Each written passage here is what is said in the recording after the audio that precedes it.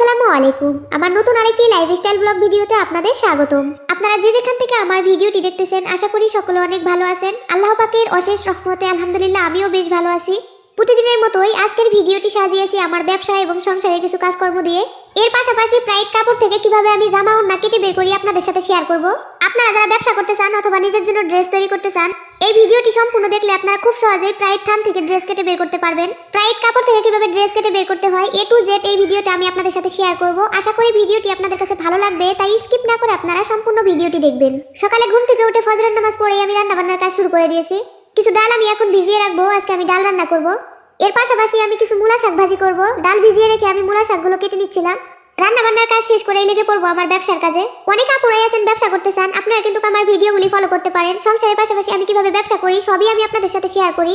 আপনারা চাইলে আমার ভিডিওগুলি ফলো করে ঘরে বসে থেকে হাতের কাজ করে কিছু টাকা ইনকাম করতে পারেন বা নিজের পায়ে দাঁড়াতে পারেন। চাল ধুয়ে এখন আমি চুলাতে বসিয়ে দিব। এরপর আমি আপনাদের সাথে শেয়ার করব কিভাবে আমি প্রাইড থান থেকে ড্রেস কেটে বের করি। আমি বাজার থেকে কিছু প্রাইড কাপড় নিয়ে আসছি, এই কাপড়গুলো এখন আমি কাটবো। অনেক আপুরাই প্রশ্ন করেন জামা লম্বা কতটুকু নিব, হাতা কতটুকু নিব। মাপ ভালোভাবে না জানলে কাপড় বেশি নষ্ট হয়। অনেক আপুরাই প্রাইড কাপড় থেকে কিভাবে জামা ওড়না কেটে বের করতে হয় জানেন না, তাই ভাবলাম আপনাদের সাথে একটু শেয়ার করি।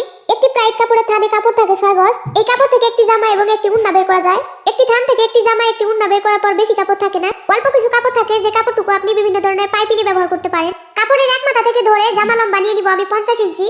যেহেতু আমি জামাতে হাতের কাজ করব, জামাতে হাতের কাজ করলে কাপড়টা একটু ছোট হয়ে যাবে। জামার লম্বা টিকবে 46 ইঞ্চি। 50 ইঞ্চিতে আমি একটু কেটে নিলাম।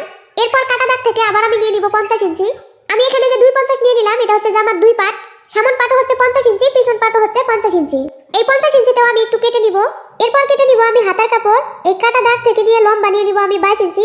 যেহেতু আমি ব্যবসার জন্য ড্রেসগুলো তৈরি করি, তাই আমাকে ওভার সাইজ সবসময় কাপড় কেটে নিতে হয়। 22 ইঞ্চি হাতার কাপড় নিলে এর থেকে বড় আর হাতার কাপড় নেওয়ার প্রয়োজন নেই। আমি এখানে 22 ইঞ্চিতে একটু কেটে নিব। জামা এবং হাতার মাপ নেওয়া আমার হয়ে গেল। এখন আমি মেপে নিব ওড়নার কাপড়। ওড়নার জন্য পাক্কা আমি 2.5 গজ কাপড় কেটে নিব।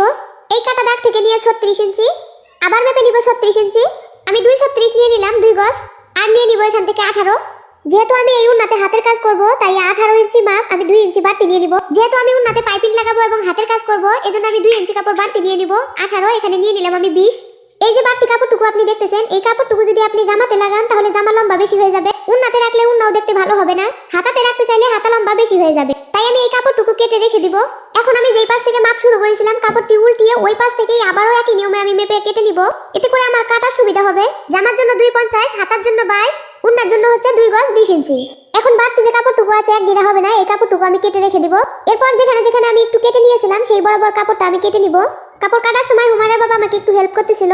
যাই হোক, এভাবে করে আমি জামা ওড়না এবং হাতার কাপড় মাপ বরাবর কেটে নিব। এই কাপড়ের মুড়িটা অনেক শক্ত, তাই এই মুড়িটা আমি ছিঁড়ে নিব। প্রাইড কাপড় নতুন অবস্থায় লম্বা দিকে হাত দিয়ে ছিঁড়া যায়, ধোয়ার পরে কিন্তু ছিঁড়া যাবে না, অনেক শক্ত হয়ে যাবে। তবে আপনাকে আবার বলছি, প্রাইড কাপড় লম্বা দিকে টেনে ছিঁড়া যায়, কিন্তু চওড়া দিকে কিন্তু ছিঁড়তে যাবেন না। চওড়া দিকে ছিঁড়া যায় না, চওড়া দিকে আপনাকে কেটেই নিতে হবে। আমি সব কাপড়ের শক্ত পাড়গুলো এভাবে করে ছিঁড়ে নিলাম। এবার হচ্ছে জামার বডির মাপ। জামার বডির দিকে আমি নিয়ে নিব 34 ইঞ্চি। জামার দুই পাটি আমি চওড়ায় 34 ইঞ্চি করে ছিঁড়ে নিব। বডিতে 34 ইঞ্চি কাপড় রাখলেই কিন্তু কেনাফ, এর বেশি প্রয়োজন নেই। এটাও কিন্তু কাপড়ের লম্বা দিকটা, এজন্য আমি টেনেই ছিঁড়ে নিব। কাপড়ের লম্বা দিকে আপনি টেনেই ছিঁড়তে পারবেন, তবে চওড়া দিকে ছিঁড়তে পারবেন না। আমি সবসময় কাপড়ের লম্বা দিকটা টেনেই ছিঁড়ে নেই, তবে চওড়া দিকে আমি ভুল করেও ছিঁড়তে যাই না, কারণ চওড়া দিকে ছিঁড়তে গেলে বাঁকা হয়ে যাবে। চওড়া দিকে সবসময় আমি কেটে নেই। এই যে বাড়তি কাপড়টুকু, এই বাড়তি কাপড়টুকু আপনি বিভিন্ন ধরনের ড্রেসে পাইপিং লাগাতে পারবেন। ওড়নার চওড়া আপনি 42 ইঞ্চি নিতে পারেন অথবা পুরোটাই রাখতে পারেন। আপনি যদি শুধু ওড়না তৈরি করেন তাহলে পুরোটাই রাখবেন, আর যদি আপনি 3 পিস তৈরি করেন তাহলে ওড়নার চওড়া নিয়ে নেবেন আপনি 42 ইঞ্চি। এই যে বাড়তি কাপড়টুকু, এই কাপড়টুকু রাখলে ওড়না বেশি বড় হয়ে যায়, তাই ওড়নার চওড়া আমি 42 ইঞ্চিতে ছিঁড়ে নিব। আপনারা চাইলে পুরোটাই রাখতে পারেন, এটা আপনাদের মন খুশি। আপনারা এতক্ষণে হয়তো বুঝে গেছেন প্রাইড কাপড় থেকে কয়টি ড্রেস তৈরি করা যায়। একটি জামা আর একটি ওড়না তৈরি করা যায়। আর এই যে বাড়তি কাপড়টুকু থাকে, এই কাপড়টুকু দিয়ে আপনি বেশি কিছু করতে পারেন না, পাইপিনের জন্য ব্যবহার করতে পারেন। এই কাপড়ের পাড়গুলো অনেক শক্ত, আপনি বিভিন্ন ধরনের কাজে এই পাড়গুলো ব্যবহার করতে পারেন। এই যে এখানে হচ্ছে হাতার কাপড়, জামা এবং ওড়না। প্রাইড কটন কাপড় থেকে জামা ওড়নার কাপড় আমি এইভাবেই কেটে বের করি।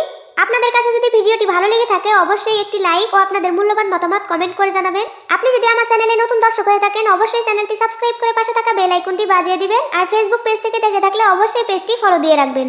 আজকে এই পর্যন্তই। সবাই ভালো থাকবেন, সুস্থ থাকবেন। আল্লাহ হাফেজ।